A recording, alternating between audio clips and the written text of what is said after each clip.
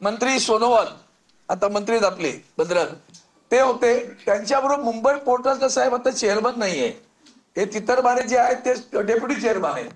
तर नवीन चेअरमन ते बसतात मुद्रा बंदर गुजरातमध्ये, गुजरातला बसतात ते चेअरमन. त्यांच्याकडे दोन्ही पोर्ट आहेत आता सध्या.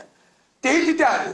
त्यांना म्हटलं पहिलं तुम्ही एक काम करा, तिथे कारवाई सुरू होणार आहे, पहिला फोन करा आणि त्यांना कळवा की कारवाई थांबवा. त्यांनी तितरमानेला फोन करून सांगितलं कुठली कारवाई करायची आणि तुमची कारवाई त्याच थांबवायची. हा आवाज माझा नाही आहे, हा आवाज शिवसेनेचा आहे, आदरणीय उद्धवजींचा आहे, हा आवाज आमच्या आदित्यजींचा आहे, हा आवाज शिवसेनेचा आहे. मी फक्त 2 मिनिटं एवढ्यासाठी उभा राहिलो की आता काय घडतंय महाराष्ट्रात, की सगळी माणसं अडचण आली का त्यांना मातोश्री आठवते. जसं आपल्याला ठेच लागली का आई, ठेच लागली आई असेल ना, आई ग ठेच लागली, ठेच लागली का आई ग, नाही ठेच लागली की शिवसेना, आणि ठेच काम सुटलं जखम बरी झाली काही टाटा.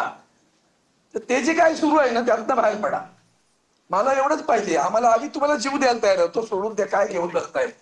पण आमचं म्हणणं एवढंच आहे, एका माणसानं या महाराष्ट्रातील जनतेचे जीव वाचवले.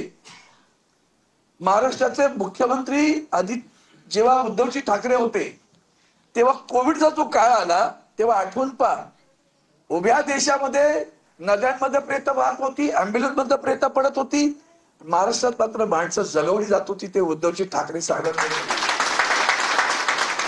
विसरलो आम्ही ताबडतोब. लाडकी बहीण विसरली आमची पटकन, विसरली ना लाडकी. अगं तुझ्या ताई तुला वाचवलं ग कोणी, त्याला देतो 150 रुपयाला कशाला 1500 आणि 1000 रुपयाला आम्ही जातो ताबडतोब. विसरू नका. आणि म्हणून मी सुरुवातीला उल्लेख केला तो करुणेचा उल्लेख केला की दयेचा सागर आहे.